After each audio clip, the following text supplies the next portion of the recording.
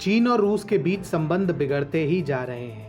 यद्यपि बाहर से देखने में दोनों अभी भी अपने संबंधों को तरजीह दे रहे हैं, लेकिन भारत और चीन के बीच चल रहे तनाव के दौरान मॉस्को का भारत के प्रति दोस्ताना रवैया चीन को पसंद नहीं आ रहा है। हमने पिछले महीनों में कई लेखों के माध्यम से बताया था कि कैसे दोनों देश कई मुद्दों पर एक दूसरे के विरुद्ध हैं। भले ही दोनों शक्तियों का अमेरिका विरोधी रवैया उनको एक साथ रखता है, लेकिन भारत की ही तरह चीन का रूस के साथ भी सीमा विवाद है। अब हुआ ये कि शुरू के महीनों में रूस और भारत और चीन के विवाद में निष्पक्ष था, लेकिन धीरे धीरे बिना कोई आधिकारिक बयान दिए मॉस्को ने ये संदेश दे दिया कि वह इस विवाद में भारत के पक्ष में है। साउथ चाइना मॉर्निंग पोस्ट की एक रिपोर्ट के अनुसार गलवान घाटी में हुई हिंसक झड़प के बाद और लद्दाख में चल रहे स्टैंड ऑफ के बीच रूस द्वारा भारत को हथियारों की आपूर्ति करना चीन के अति राष्ट्रवादी तत्वों को कतई पसंद नहीं आ रहा है। इंटरनेट पर लिखा जा रहा है कि जब आप अपने दुश्मन से लड़ रहे हो और आपका मित्र आपके दुश्मन को चाकू पकड़ा दे तो आपको कैसा लगेगा। इन बयानों से चीनियों की बौखलाहट साफ दिखती है। वहीं रूस की बात करें तो वह भारत को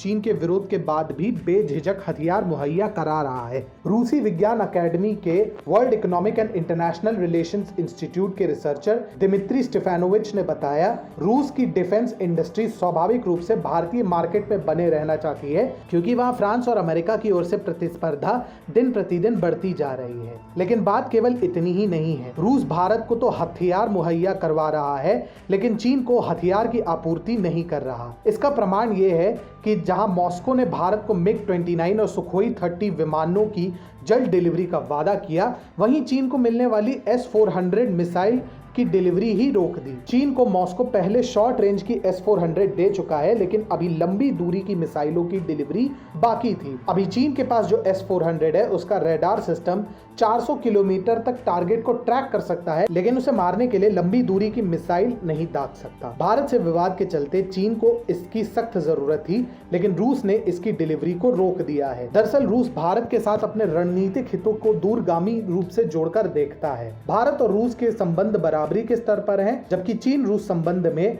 अब रूस अधीनस्थ की अवस्था में जाने लगा है। इसका कारण चीन पर रूस की आर्थिक निर्भरता है। रूस पहले से ही वैश्विक महाशक्ति का अपना वह ओहदा खो चुका है जो शीत युद्ध के दौरान उसके पास था। ऐसे में वह नहीं चाहता कि चीन उसे एक स्थान और नीचे धकेल दे। यही नहीं, चीन का विस्तारवादी रवैया मॉस्को को भी चुनौती दे रहा है। हाल ही में चीन की सरकार के मुखपत्र ग्लोबल टाइम्स ने व्लादिवोस्टॉक पर चीन के पारंपरिक अधिकार की बात उठाकर रूस के लिए असहज स्थिति पैदा कर दी थी। चीन की आक्रामक विदेश नीति रूस को भी स्वीकार्य नहीं है। इसके विपरीत भारत रूस को आर्थिक विकास के लिए नए अवसर प्रदान करवा सकता है। साथ ही भारत ही एकमात्र ऐसा देश है जो अमेरिकी धड़े से मॉस्को के संबंध सुधार सकता है। अमेरिका के प्रतिबंधों के कारण रूस के हाथ से हथियारों का बाजार दूर होता जा रहा है। पर जब हाल ही में अमेरिकी राष्ट्रपति ने रूस को G7 में शामिल होने का निमंत्रण दिया था, यद्यपि रूस ने इसे अस्वीकार कर दिया था, लेकिन फिर भी रूस के लिए अब भी अवसर खुला है और इसे खुला रखने में भारत की प्रमुख भूमिका होगी। भारत की नीति है कि मॉस्को को किसी भी प्रकार से